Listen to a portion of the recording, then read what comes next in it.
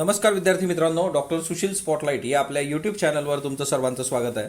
13 April 2021च्या चालू घडामोडींचं विश्लेषण आपण बघणार आहोत. तत्पूर्वी डॉक्टर सुशील स्पॉटलाइटला टेलिग्रामवर फॉलो करण्यासाठी डिस्क्रिप्शनमधली लिंक तुम्ही वापरू शकता. फेसबुकवर आपला ग्रुप आहे, तिथेही फॉलो करू शकता. आपली जी पहिली न्यूज आहे आजची ती बाफ्टा पुरस्कारासंबंधीची आहे. बाफ्टाचा फुल फॉर्म आहे British academy of film and television awards BAFTA पुरस्कार 2021. आता हे जे बाफ्टा पुरस्कार आहेत चित्रपटासंबंधीचे, तिच्यातला सर्वोत्कृष्ट चित्रपट जो आहे तो नोमॅडलँड असा आहे बघा. आणि हा चित्रपट आधी न्यूजमध्ये होता. याला कुठले अवॉर्ड्स मिळालेले आहेत तुम्ही मला कमेंट बॉक्समध्ये सांगू शकता, कारण आपण ते आधी बघितलेलं आहे. आता याच चित्रपटाच्या दिग्दर्शनासाठी क्लो झाओ यांना सर्वोत्कृष्ट दिग्दर्शकाचा पुरस्कार मिळालेला आहे. आता क्लो झाओ या बाफ्टामध्ये उत्कृष्ट दिग्दर्शकाचा पुरस्कार पटकवणाऱ्या पहिला महिला ठरलेल्या आहेत. सो MCQ करता हा महत्त्वाचा मुद्दा आहे. क्लो झाओ या बाफ्टामध्ये सर्वोत्कृष्ट डिरेक्टरचा सन्मान मिळवणाऱ्या पहिल्या महिला आहेत. म्हणजे आजपर्यंत बाफ्टा पुरस्कारांमध्ये महिला दिग्दर्शकाला कधीही पुरस्कार मिळालेला नव्हता. त्याच्यानंतर आता हा पुरस्कार त्यांनी भटक्या जमातींना अर्पण केलेला आहे आणि की त्या लोकांनी आमच्या चित्रपट समूहाला त्यांच्या जीवनात सहज प्रवेश दिल्याबद्दल त्यांनी आभार व्यक्त केले आणि चित्रपट त्यांना तो जो काही पुरस्कार होता त्यांना अर्पण केला. त्याचं रिझन असं आहे, हा नोमॅडलँड जो आहे तो या भटक्या जमाती संबंधीचा चित्रपट आहे आणि त्या लोकांनी मग यांना सहकार्य केलं, जिच्यातून एक चांगली कलाकृती निर्माण झाली. दॅट्स वाय मग त्यांना हा पुरस्कार अर्पण करण्यात आलेला आहे. सर्वोत्कृष्ट अभिनेता अँथनी हॉपकिन्स दी फादर या चित्रपटासाठी, सर्वोत्कृष्ट अभिनेत्री फ्रान्सेस मॅकडोर्मंड नोमॅडलँडसाठी आणि सर्वोत्कृष्ट ब्रिटिश चित्रपट याच्यामध्ये प्रॉमिसिंग यंग वुमन असा आहे. सो बेसिकली ह्या काही महत्त्वाच्या बाबी आहेत. जे काही आंतरराष्ट्रीय स्तरावर चित्रपटासंबंधीचे पुरस्कार असतात तिच्यामध्ये सर्वोत्कृष्ट चित्रपट, सर्वोत्कृष्ट डिरेक्टर, त्याच्यानंतर सर्वोत्कृष्ट अभिनेता अभिनेत्री एवढं बेसिक जरी लक्षात ठेवलं तरी मोर दॅन इनफ आहे, कारण लिस्ट बरीच लांब असते. सहाय्यक अभिनेता, सहाय्यक अभिनेत्री वगैरे वगैरे वगैरे. ओके, त्याच्यानंतर एक खूप महत्त्वाची न्यूज आहे बघा ही. 3 बँडेड रोज फिंच असा एक पक्षी आहे. 3 बँडेड रोज फिंच. आता हा जो 3 बँडेड रोज फिंच आहे हा दक्षिण चीनमध्ये असलेला तिथला लोकल पक्षी आहे, दक्षिण चीनमधला स्थानिक, आणि भूतानपर्यंत तो स्थलांतर करतो.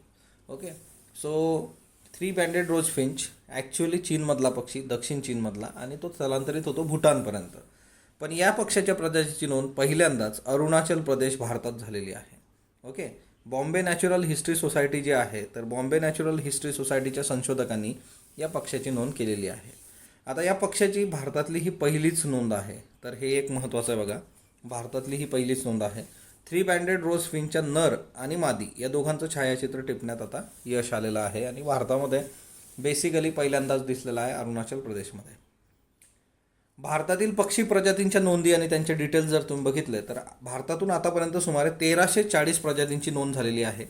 2016 पासून भारतातील पक्ष्यांच्या यादीत 104 प्रजातींची नोंद घेण्यात आली. 2020 मध्ये 3 प्रजाती आणि 12 एप्रिल 2021 पर्यंत 2021 मध्ये 5 प्रजातींची नोंद घेण्यात आलेली आहे. सो पक्ष्यांच्या प्रजातीबद्दल भारतामध्ये जवळपास 1340 प्रजातींची नोंद आहे.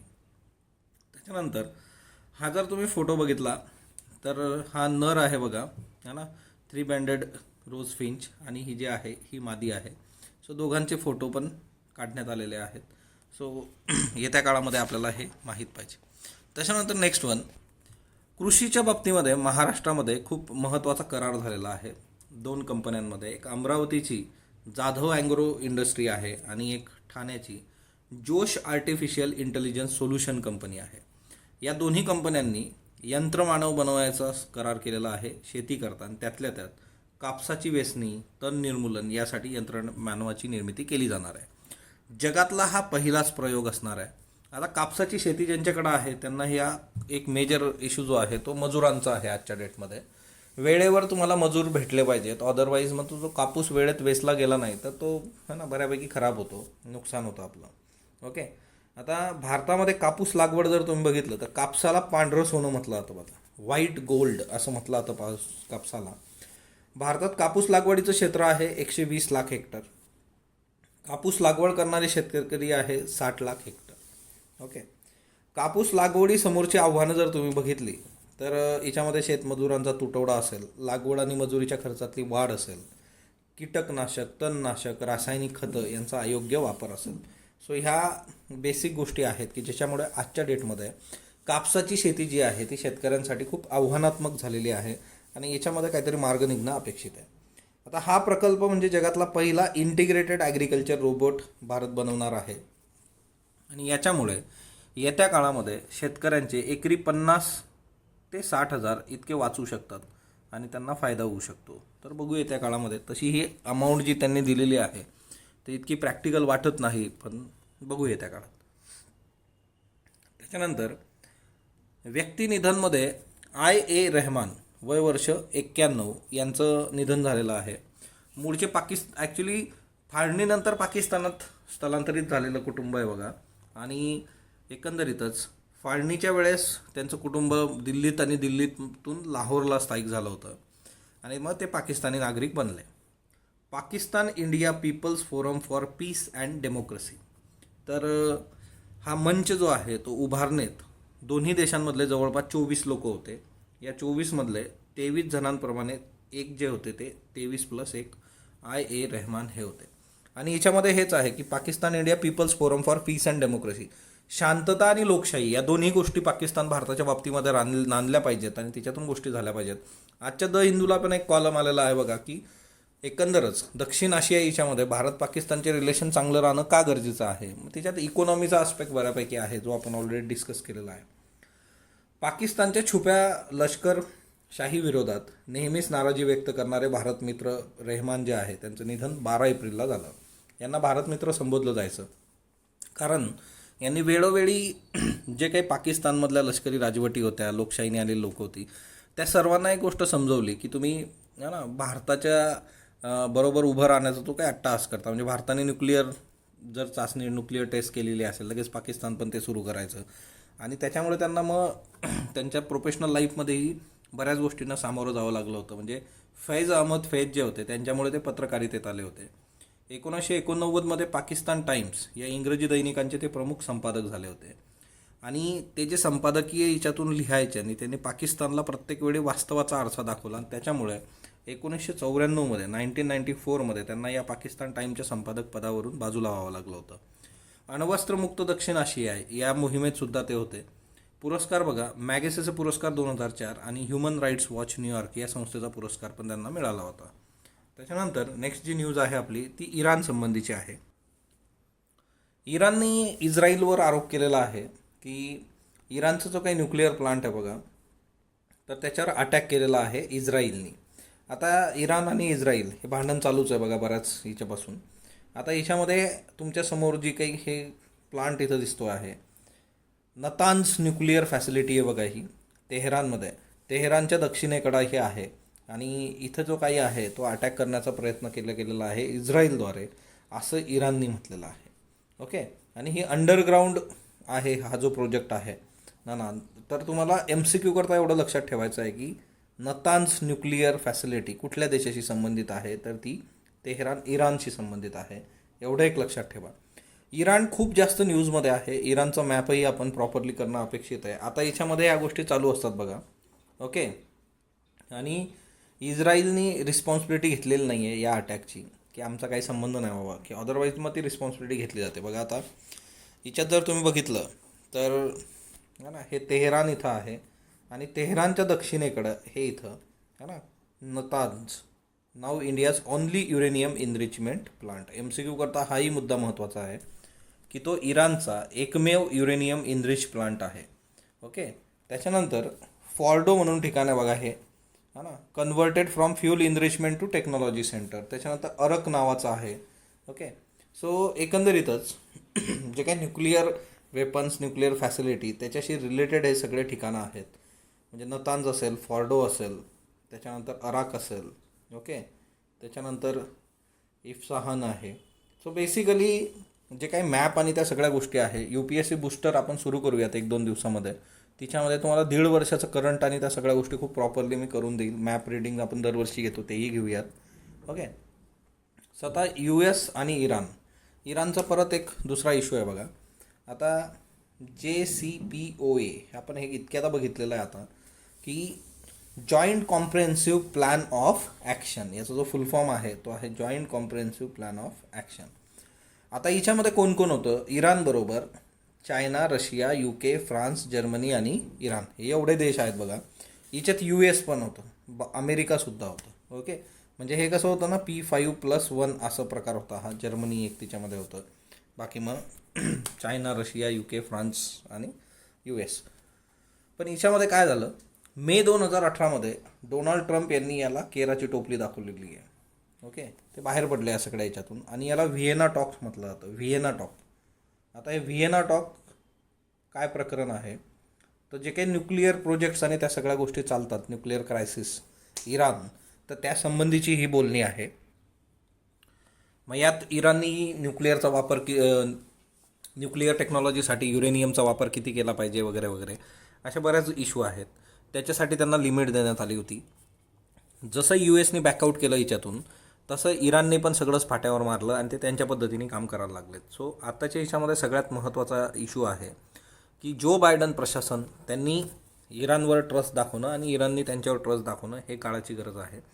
तर हिच्यातून चांगल्या गोष्टी होऊ शकतात. सो तुम्हाला हिच्यात सिम्पल लक्षात ठेवायचं आहे MCQ करता, व्हिएना टॉक्स कशाशी संबंधित आहे? इराण प्लस P5+1 देश आहेत तुमच्यासमोर, China, Russia, UK, France, Germany, Iran आणि US पण US काय झालं, तिच्यातून मे 2018ला बाहेर पडलं. कशातून? Joint comprehensive plan of action, है ना. तर हे एक लक्षात ठेवा. तर हा एक फार महत्त्वाचा मुद्दा याच्यामध्ये आहे. त्याच्यानंतर बैसाखी बघा, है ना, बैसाखी अमृतसर, आणि तिच्यामध्ये मग कलरफुल ड्रेसेस घातलेल्या, है ना, ह्या ज्या महिला आहेत, है ना, मुली. सो हे जे टिपिकल उत्सव येत असतात, फोटो येत असतात याचे, तर हे थोडं आपण लक्षात ठेवायचं, है ना. नॉर्थमध्ये मोठ्या प्रमाणावर साजरा होतं बघा बैसाखी, पंजाब. दुसरा मुद्दा आहे की रिटेल इन्फ्लेशन जे आहे ते वाढतंय बघा, जवळपास 5.52% झालेलं आहे रिटेल इन्फ्लेशन. किरकोळ महागाई जी आहे, किरकोळ महागाई जर तुम्ही बघितली, रिटेल इन्फ्लेशन जे आहे ते 2.86% है ना, मार्च 2019मध्ये होतं. 5.84% मार्च 2020मध्ये होतं. आता जर बघितलं तुम्ही तर मार्चमध्ये जे आहे 2021मध्ये 5.52 आहे. याचा अर्थ काय होतो की 2019पासून जर तुम्ही याचा विचार केला तर 2019मध्ये हे कमी होतं, त्याच्यानंतर 2020मध्ये ते वाढलेलं आहे, म्हणजे 21पेक्षा ते जास्त आहे, एवढं लक्षात ठेवा.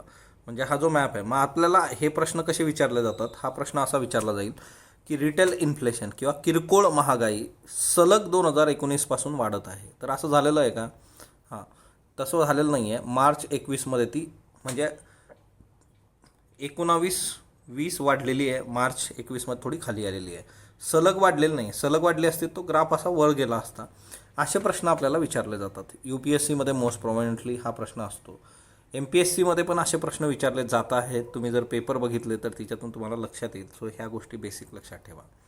त्याच्यानंतर अर्थव्यवस्थेच्या बाबतीमध्ये काही बेसिक गोष्टी आहेत. तिच्यामध्ये एक महत्त्वाची गोष्ट आहे की आपले जे है ना माजी गव्हर्नर होते बघा, सुब्बाराव, त्यांनी काय म्हटलेलं आहे की ते म्हटलं की V अक्षरानुसार आपली इकॉनॉमी वर्क नाही होणार, तर ती K अक्षरानुसार होणार आहे आणि याच्यातून विषमता येणार आहे. आता K अक्षर काय असतं?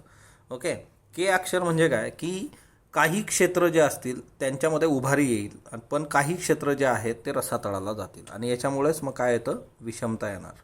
ओके, सो आपल्या इकॉनॉमिक सर्वेमध्ये म्हटलं होतं की भारताची इकॉनॉमी V शेपमध्ये जाणार, म्हणजे जशी कमी होते तशी एकदम वाढत जाईल. दुसरा U शेप असतो, म्हणजे इकॉनॉमी रसातळाला जाते, काही काळ खाली रेंगाळते आणि मग तिच्यामध्ये काहीतरी होतं. सो V आहे, U आहे, त्यानंतर L असतं बघा, रसातळाला जाणं आणि कितीतरी काळ मग खालीच रेंगाळत राहते ती. आणि K जे आहे की तिच्यामध्ये काही क्षेत्र तुमचे विकसित होतील, तिच्यात ग्रोथ होईल, पण काही क्षेत्र जे आहेत, कारण Kमध्ये बघा एक दांडी वर जाते, एक दांडी खाली येते, आणि तिच्यामुळे मग काही लोक श्रीमंत होणार किंवा काही लोकांना संसाधनं मिळतील, काहींना मिळणार नाही. सो ही काय आहे? ही विषमता आहे. ओके, सो अशा गोष्टी ज्या आहेत, आणि त्यांनी सांगितलेलं आहे सुब्बाराव यांनी की भारताची इकॉनॉमी जी आहे ती K आद्य अक्षराप्रमाणे होणार आहे. तर असं नक्कीच चांगलं नाही आहे आपल्यासाठी. बघूयात आता बघा, स्पुटनिक 5 जी आहे तर तिला आपत्कालीन परवानगी दिलेली आहे आपण लसीला वापरण्यासाठी. सो भारतीय लसीकरणामध्ये लसी कमी पडतात त्याच्यामुळे, आणि स्पुटनिक जी आहे ती रशियाची आहे बघा. फक्त याच्यामध्ये एक फायनल परवानगी बाकी आहे, त्याच्यामुळे मग ती आल्यानंतर आपण याला घेऊ की औषध महानियंत्रक अंतिम निर्णय घेतील भारताचे. हा त्यांनी घेतला की लगेच आपण मग याला ऑन पेपर घेऊयात. तर स्पुटनिक 5 जी आहे रशियाची आहे, हिला परवानगी दिली जाऊ शकते. सो कोवॅक्सिन, कोविशिल्ड आणि त्याच्यानंतर स्पुटनिक तिसरी लस असू शकते भारतातली येत्या काळात. शाही स्नान चालू आहे बघा उत्तराखंडमध्ये.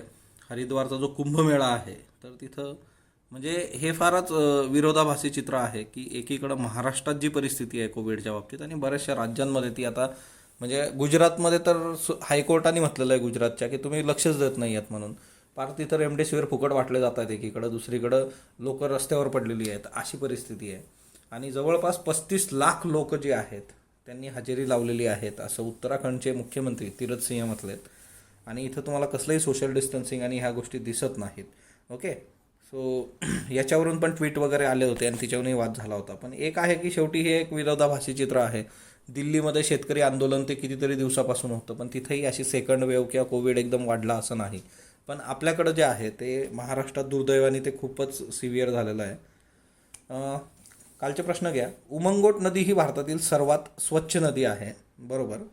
मावल्यानांग गाव हे आशियातील सर्वात स्वच्छ गाव आहे, बरोबर आहे बघा. मावल्यानांग गाव कोणत्या राज्यात आहे? मेघालयमध्ये आहे. अलिबाबा समूह कोणत्या देशातील उद्योग समूह आहे? चीनमधला आहे बघा. राष्ट्रीय पाळीव प्राणी दिवस कधी साजरा केला जातो? 11 एप्रिल. प्रिट्झकर पुरस्कार कोणत्या क्षेत्राशी संबंधित आहे? वास्तुकला. ओके, आजचे प्रश्न घ्या. केंद्र सरकारद्वारे आयोजित लसीकरण उत्सवाचा कालावधी कोणता आहे? 11 ते 14 एप्रिल, 11 ते 20 एप्रिल, 1 ते 30 एप्रिल, 1 ते 15 एप्रिल. महाराष्ट्र राज्य कौशल्य विद्यापीठाशी संबंधित समिती कोणती? श्रीकृष्ण समिती, खटाव समिती, डॉक्टर राजेंद्र जगदाळे समिती, विवेक दिब्रॉय समिती. करोना लसीकरण मोहिमेसाठी सोनू सूदला ब्रँड अँबॅसेडर कोणत्या राज्याने नियुक्त केले? महाराष्ट्र, पंजाब, गुजरात, दिल्ली. सोफागेट प्रकरण कोणत्या देशात घडले आहे? अमेरिका, उत्तर कोरिया, रशिया, तुर्कस्तान. भूमध्य समुद्र आणि काळा समुद्र यामध्ये स्थित खालीलपैकी देश कोणता आहे? इराण, इराक, तुर्कस्तान, ग्रीस. याची उत्तर तुम्ही कमेंट बॉक्समध्ये देणार आहात. स्पॉटलाईटला जो तुम्ही प्रतिसाद देता त्याबद्दल मी आपला आभारी आहे. स्पॉटलाईटला लाईक करा, शेअर करा, सबस्क्राईब करा. धन्यवाद विद्यार्थी मित्रांनो.